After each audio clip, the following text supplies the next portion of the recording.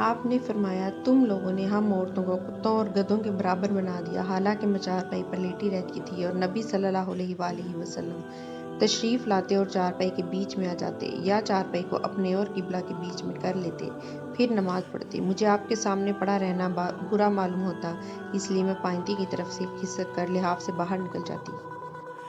نبی کریم صلی اللہ علیہ وآلہ وسلم نے فرمایا، کہا میں نے ابو سعید خدری رضی اللہ عنہ کو جمعہ کے دن نماز پڑھتے ہوئے دیکھا۔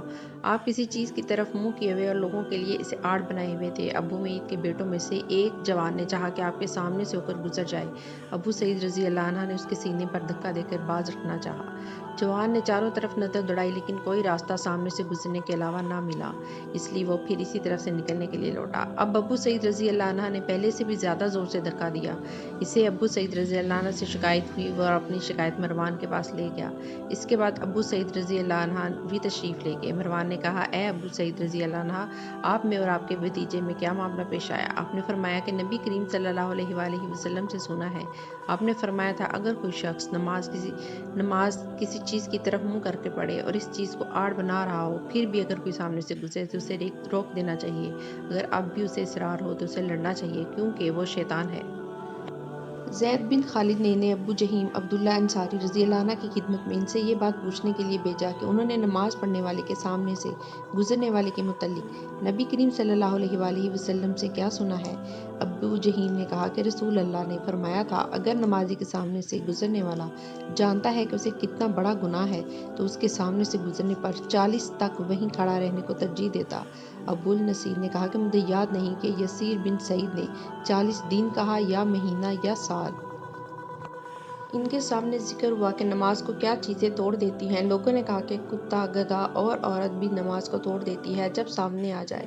حضرت عائشہ رضی اللہ عنہا نے فرمایا کہ تم نے ہمیں کتوں کے برابر بنا دیا، حالانکہ میں جانتی ہوں کہ نبی کریم صلی اللہ علیہ وآلہ وسلم نماز پڑھ رہے تھے، میں آپ کے اور آپ کے قبلہ کے درمیان سامنے چارپائی پر لیٹی ہوئی تھی۔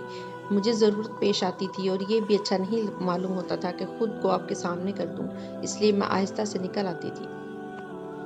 نبی کریم صلی اللہ علیہ وآلہ وسلم نماز پڑھتے رہتے اور میں آپ کے سامنے بچھونے پر آڑی سوتی ہوئی پڑی رہتی ہوتی۔ جب آپ وتر پڑھنا چاہتے تو مجھے بھی جگا دیتے اور میں بھی وتر پڑھ لیتی تھی۔ آپ رضی اللہ عنہا نے فرمایا، میں رسول اللہ صلی اللہ علیہ وآلہ وسلم کے سامنے سو جایا کرتی، میرے پاؤں آپ صلی اللہ علیہ وآلہ وسلم کے سامنے پھیلے ہوئے ہوتے۔ جب آپ سجدہ کرتے تو پاؤں کو ہلکا سا دبا دیتی اور میں انہیں سکیڑ لیتی، پھر جب قیام فرماتے تو میں انہیں پھیلا لیتی تھی۔ اس زمانے میں گھروں کے اندر چراغ نہیں ہوتے تھے، معلوم ہوا کہ ایسا کرنا بھی جائز ہے۔ ان کے سامنے ان چیزوں کا ذکر ہوا جو نماز کو توڑ دیتی ہیں، یعنی کتا، گدھا اور عورت۔ اس پر حضرت عائشہ رضی اللہ عنہا نے فرمایا کہ تم لوگوں نے ہمیں گدھوں اور کتوں کے برابر کر دیا، حالانکہ خود نبی کریم اس طرح نماز پڑھتے تھے کہ میں چارپائی پر آپ کے اور قبلہ کے بیچ میں لیٹی رہتی تھی۔ مجھے کوئی ضرورت پیش آئی اور چونکہ یہ بات پسند نہ تھی کہ آپ کے سامنے جبکہ آپ نماز پڑھ رہے ہوں بیٹھوں اور اس طرح آپ کو تکلیف ہو، اس لیے میں آپ کے پاؤں کی طرف سے خاموشی کے ساتھ نکل جاتی تھی۔